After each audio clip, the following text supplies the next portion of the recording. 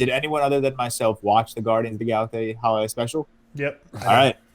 Let's talk about it. You should have told Seth to watch it because he watched Werewolf. There was no way Seth was going to It was watch. another. Well, No, he loves Guardians. It was another like 45 minutes, and it's all about Drax. I will watch it. All right. He loves so Drax. definitely watch it. We'll keep this spoiler free. I don't think there's anything There's nothing really to spoil necessary to spoil everything I said in my TikTok review. I'm just going to kind of echo. But Cam, our resident Marvel man, do you want to start us off with a little quick review?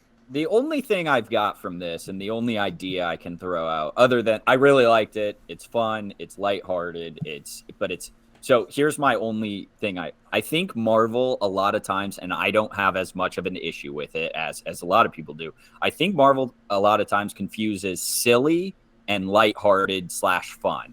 This is lighthearted / fun, whereas Thor: Love and Thunder, I think a lot of people find silly, and a lot of their jokes nowadays are silly. And it's not, like, this has a lot of stupid jokes, but it's I don't know if maybe Christmas, the season of Christmas, gives it like a little bit of a pass on that. But Christmas is such a joyful time, and everyone is just, for some people not so much, but it's just I don't know really how to explain it necessarily, but I think this doesn't take itself too seriously. It's real quick. It's easy to watch. You see what I'm saying? I get what you're saying. I think that's a lot of people's main problem with Phase 4, because Phase 1 through 3, obviously we had like the typical Marvel corny jokes here and there, but it never felt silly.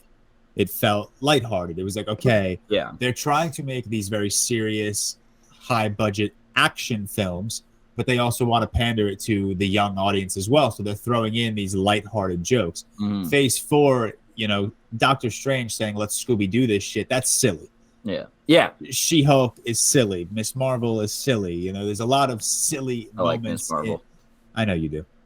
Miss Marvel's good. Highest rated show on Rotten Tomatoes. Stop. Jesus Christ. Anyways, James Gunn did a very good job with the holiday special, bringing it back to a lighthearted nature as opposed to just Love and Thunder comedy that just feels childish. Would you not say that's down to the characters as well, though? No, it's down to the writing. I think it's a little bit of both, but I think James Gunn just understands these characters so much and knows what their humor is.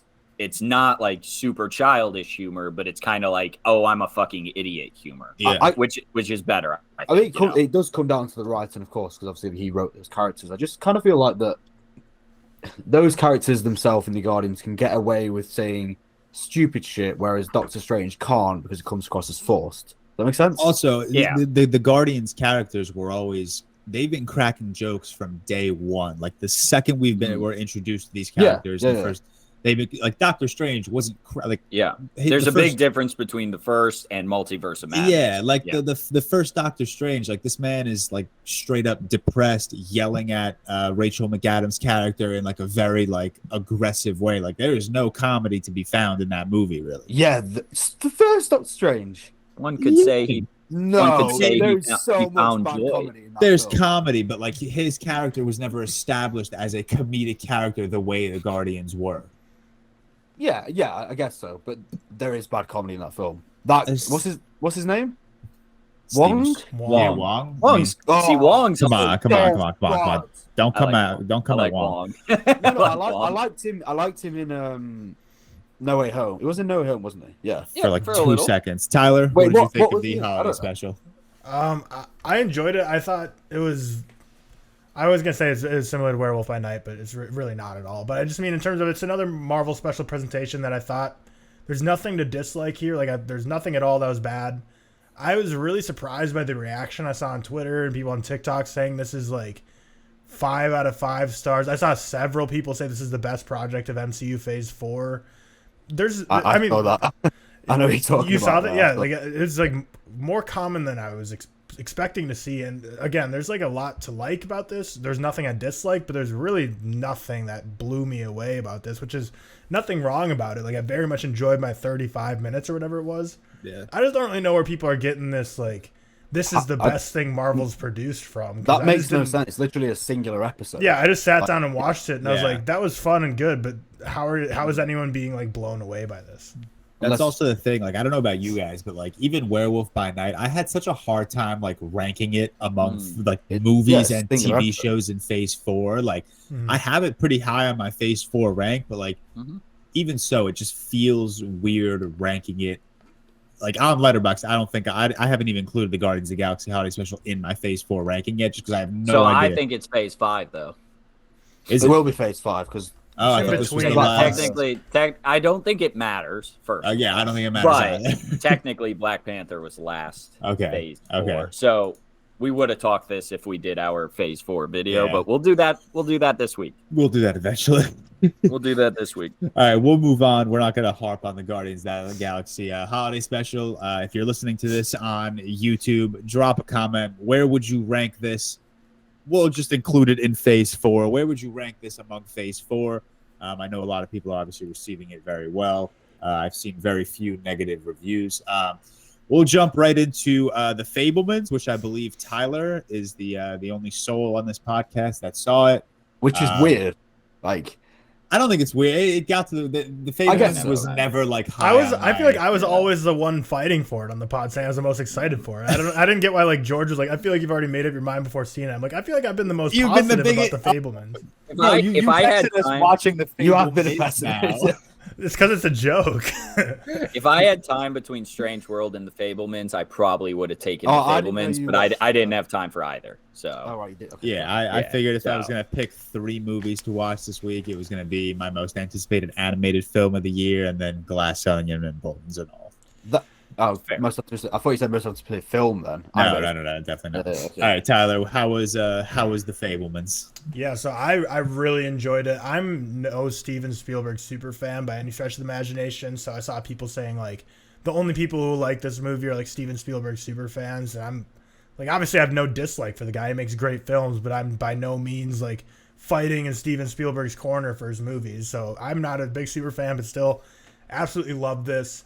It's semi-autobiographical coming-of-age drama following Sammy Fableman, who's supposed to somewhat be mirroring Steven Spielberg's life.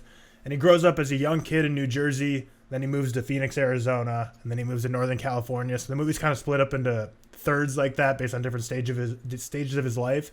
And the first 2 acts of this movie, I literally thought were perfect. Like, I was so enthralled, and I think all of you guys on this podcast, especially people listening to this because you love movies, you'll feel the same. Because the first act of this film in New Jersey is when he's first discovering his love for cinema, which is really cool to see. But the second act for film fans is so cool because it's literally all him making movies and like making movies with his friends. And you can see just using old time cameras, using practical effects. And it's just like them in the desert making films and showing them to people. And it's just so cool to see all this come together on the screen. And I just wish it stayed like that the whole movie. Because through the first 2 thirds, I was like, this is a 10 out of 10 film. They then moved to California, which is when high school Sammy Fableman comes into play. And this is where it does fall into some of the just classic coming of age tropes. Like there's bullies in the high school that like the acting, you're like, oh, were bullies actually like that? Maybe they were, but it's like, come on now. And I think the problem was the actor who played Sammy Fableman, because this movie has Paul Dano, has Michelle Williams, it has a great cast, and then Seth Rogen as well, and they all nail it. But the kid actor who plays Sammy Fableman, like Daniel LaFamel, I don't have it pulled up right now, but I don't know his name. I thought he was like my favorite part of the movie. And when he gets to high school, like he's acting so great, but just everyone else in his high school is just that kind of corny cringe acting, so it just doesn't really flow well. So I still very much enjoyed it. I give it a 9.1 out of 10. But again, for me, the first 2 thirds, I was fully enthralled, thought this was like a perfect film. Final third, I was like, this is losing me a little bit just because it's just not as clean as the first 2 thirds, but still very, very enjoyable. Enjoyed it way more than expected. I hated the trailer every time it was on. I thought it was the most corny cinema fest like trailer ever, with just that voiceover and that corny uplifting music. But this movie is nothing like that tonally. I really enjoyed it. I still think some people might say it's like boring and overly cinematic and just Oscar bait or whatever based on them watching it just not being as blown away by it. But for me, I went in with high but not amazingly high expectations, and I would say this surpassed it. So I'll leave it there for. Do you know where it goes on your rankings of 2022 so far? Yeah, 9.1's got to be high, right? Yeah, Yeah, I it's put it gotta be- right under Decision to Leave. Was like So that- 6, 7, maybe? Wow. No, it's right now. Fableman's at 13 for me. Really? Wow. You got that many Seth's highs? reaction to knowing that Decision to Leave is number 12. I mean, I've get- 118 2022 films logged to this Yeah. point. So Yeah. there's Fair enough. yeah, What's your top You're at 10? 118? yes. Dude, weren't So you, I'm at- weren't you and Cam Where are you like, pulling these Yeah, out? so you're past me. I'm at 105. But last week on the I- pod, you guys were like seeing who's going to get to 100 first. No, and you yeah, both and were- Cam beat me, and I did that And then he Jordan took Michael revenge. Jordan meme, and He I took took that that personally. personally. I'm at 105. I haven't seen Decision to Leave, and that's why I haven't posted my top 10. Like, Is that still getting like a really limited release for you? I think at this point it's just not in theaters. Yeah. Honestly, And it's very limited here now. what like, is that? 91 would be 5 for me. Interesting. Yeah, and I guess like, you have I- Bones and All up there. You I've have been Nope up promising the there. last couple of weeks too that I'm going to be re-rating every single movie that I've watched because I do need to. Which I'm not going to be touching every single rating, but I want to go Oh, through every wait. single movie and be like, does this need to be altered? So some Oh, I will don't have shift after around, time. but I do that Yeah. so quick. So like after I'm like the biggest like culprit of recency bias. Like after I saw Lightyear, I had given it a 4.5 out of 5 stars. I oof. still have it at a 4. I have it I at movie. I rewatched it and now I have it at a 3.5 out of 5. But like I did Good that movie. like even Thor: Love and Thunder, I gave it 4 out of 5 at first, and I was like, all right, whatever. Is it? Is It's it? You know, people annoy me when they just comment recency bias. I think it's cinema bias. like, when you watch I a think film- recency bias does exist. Maybe, but I I do. think I do think when you I watch don't film change in my the cinema, sports enough to admit to recency bias Wait. because then I'd be screwed. when you watch a film in the cinema, it is so like I can't say how many times I've dropped it from rewatching it outside. Yeah, Like cinema, it does heighten the experience. Yeah. I I see. guess. I see where you're coming from, Seth, but also I think that can work against you in that favor because for me, and this isn't because of cameos. Everyone knows I'm like the least MCU guy, so it's not cameo. No, it's cameos. But Doctor Strange: Multiverse of Madness was one of my most disappointing theater going experiences. I went with my girlfriend, and like as the credits rolled, I was like, I didn't like that at all. Like nothing about this was good. Whereas it's not. And she's like, it wasn't bad. I'm like, you're right, it's not bad. Like it was an above 5 out of 10 movie. But I was so disappointed because I went to the theater, I hyped it up, and had the theater experience, and it wasn't worth it. That I feel like when you go to a theater expecting something good and you're expecting to get that theater experience and it doesn't hit, then you can maybe be overly harsh as well. But I'd say more often than not, you're right. Where it's like you're gonna probably elevate. it a There's little bit definitely to the theater. exceptions. Yeah, there's definitely exceptions. Yep. all right. We'll move on. Thank you, Tyler, for running through our Fablemans. If I'm being honest, I have no idea when I'm gonna check this out.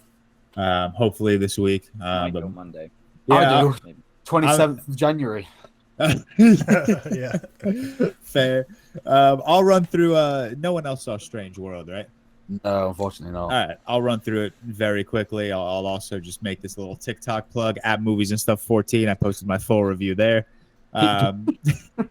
If they don't know you at this point. They're already going to follow you. They're Yeah, here for you.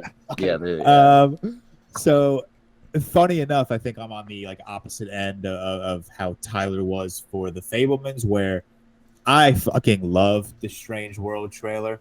I absolutely adored it. It literally, and I'm not just saying this for the sake of saying it, but it looked like it was going to be like this combination of like Interstellar and then like Ant-Man and the Wasp Quantumania type thing. So, like it looked absolutely ridiculous. It looked like this, I like the trailer. yeah, it looked like it I like was it. going to be this just massive, massive scale science fiction epic, which in a way it was. But my level of excitement, like I said, it was my number one anticipated animated film of the year, which might shock people considering that, I think I expressed a lot of excitement for Lightyear. I could not wait for that. A journey deep into an uncharted and treacherous land where fantastical creatures await the legendary Clades, a family of explorers whose differences threaten to topple their latest and by far most crucial mission. This film stars Dennis Quaid, Gabrielle Union, Jake Gyllenhaal. Gabrielle Union's in it. Yeah, it's got a like pretty her. decent cast. I actually I like saw a funny a funny interview where the interviewer was talking to Dennis Quaid and Jake Gyllenhaal, and they were like, "Oh, Jake, this is the second time you're playing Dennis Quaid's son." And Jake was like, "Wait, what? I've never played his son before." And it's like, "Yes, you did, asshole. It's called The Day After Tomorrow or whatever movie." I was thinking, did everyone see that? Did you see? Yeah, that's the best interview moment ever. It's a strange world. Yeah. Oh, that was the worst. The most cringe. It hurts me. As a Jake Gyllenhaal diehard fan, it was hard to be on his team for that one. He looked to the guy. Yeah, but give him a laugh. Give him a sympathy so laugh or bad. something. Oh my god, you're an actor. Act like that was funny. Yeah. Oh but god, that was overall, hilarious. yeah, That's an all-time the film- interview moment.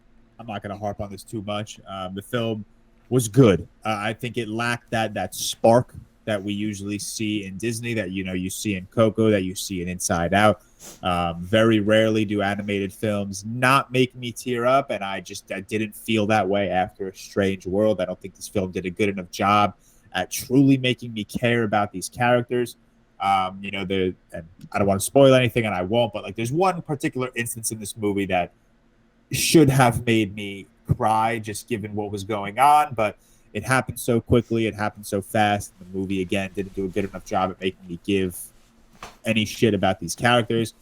The trailers did hold up in terms of the spectacle that this movie was. I said in my TikTok review, whoever designed this world, this fantasy land that they travel to, whoever designed some of these creatures is, one, incredibly talented, two, a weird person, and three, probably on some sort of drugs when doing their little animating shit. Because you see some creatures and you're like, who thinks of that? Like, that's fucking weird. It's not That's how I feel about Bugs and all. Yeah, It's not, George. It's not like Mad God level, is it? Like in terms of the. No, it's not. I mean, the stop motion of Mad God just makes it so much dirtier. Weird. Which is weird. But yeah. So like I said, the spectacle aspect of this film holds up, and you guys know I'm an absolute sucker for that shit.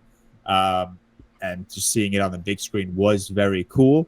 I also mentioned in my TikTok review, and again, no spoilers, this movie does harp on a lot of adult themes, climate change. We have a lot of LGBTQ characters. We have a lot of interracial couples. By no means does that turn me off, but I think the movie focused a little too much on emphasizing the more adult themes of this movie rather than actually developing their characters and giving us something to care about. And that aspect of the film, I'm on TikTok, I'm on Twitter, I'm on Letterboxd. It's being review bombed for those reasons, which I think is stupid. I think there are a lot of movies that take those themes and just shove them down your throat. This movie does a very good job at making it more so educational, because at the end of the day, this is a kid's movie, and I think this movie does a very good job at making this an educational film for the up and coming children of the world. Overall, I won a 3.5 out of 5 stars. I still enjoyed my experience. It was a quick hour and 40 minutes. So I think 3.5, slightly above average, but like I said, it just lacks that Disney spark that we usually see. Quick one, like this film obviously didn't get marketed that well. I've just looked on Letterboxd, and obviously this isn't like the be all and end all. This has under 6,000 logs. Letterboxd. Wow. That's low. Holy It's shit. this It's, is so it's one of really Disney's low. most worst openings of all time. worst So, opening. Yeah. it's funny enough. 19.1 So million. it broke like 2 or 3 days ago that it has the lowest cinema score of any Disney film ever at a B. And people are like, oh, that's a terrible score. Then it drops that Bones and All got a cinema score of B. And everyone was like, wow, that's a great score. Great Cinema move. score's hard. Cinema score I is don't hard. really know how that works. to be I don't know. honest. Well, I don't know. I The don't criteria of it either. I just find it funny that like Disney has set such a high standard that a B is the lowest score they've ever had, and people are thinking it's a bad movie. But then something like a Bones and All gets a B, and people are like, "Wow, what a showing! That's a great film." or something like that. What do we say is the main reason for why people aren't going to see this though? I Because think- under 6,000 for an animation It's is a bad so week low. for Disney it. animation. It's It's so bad one. week It's a for it. tough week. There's a ton of Yeah, new there's a lot of releases, films, of and course. obviously a lot of adults aren't going to be picking to see Strange World over Glass Onion or Bones and Mm. All or The Fablemans. Yeah, But at the same time, it's also Thanksgiving week in America. So one, a lot of families And- are either the primary source of audience is children, and they're either on vacation, they're either just hanging with the family on the holidays, and the parents can't be bothered to go to a movie. So I think it's a poor timing of the release, and also, like you said, Seth, terrible marketing. I only saw Strange World marketing in theaters when I saw the trailers. I never saw it outside. And I will say, like, outside of the U.S., like, the U.S. is one of the biggest markets, but, like, we talked about this last week, China's the biggest, second biggest, I think it is. It's no way it's getting released in China. No, it's going to be. And so that's another big thing. When's the last time a Disney movie didn't get released there? I think maybe Lightyear. No, they just cut out. Actually, I don't think that's Pixar technically. So, Yeah. but I don't know the last time an animated movie didn't get released there, because obviously they're going into like more educational themes on the LGBTQ community, which I will say as a newborn dad, I'm glad to see that, because I kind of grew up and didn't have anything like that. And I was an idiot for a lot of my life. But then you start like learning things and not being an idiot. So I'm glad maybe my kid won't be a dumbass. It's okay, Ken. We'll we see. love you. We don't think you're a dumbass.